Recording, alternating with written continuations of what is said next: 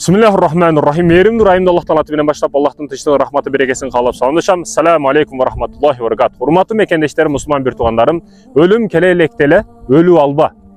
Жашоо бизди кайсыл тепкичке алып келбесин, кайсыл учурга, кайсыл абалга алып келбесин, жашашка мажбурбуз.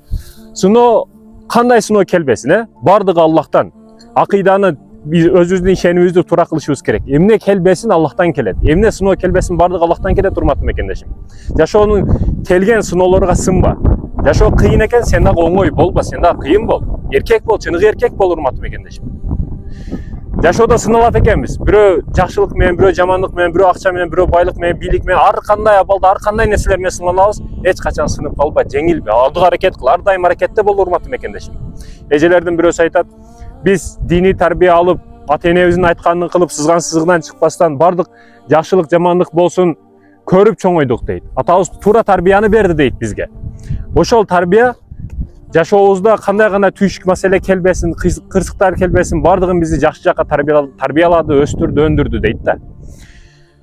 Атам турмуш маселесин козгоду, ата дедим. Атаке бай, эгерде ушул сизди кубандырса, сиз айткан жигитке мен турмушка чыгамын деди.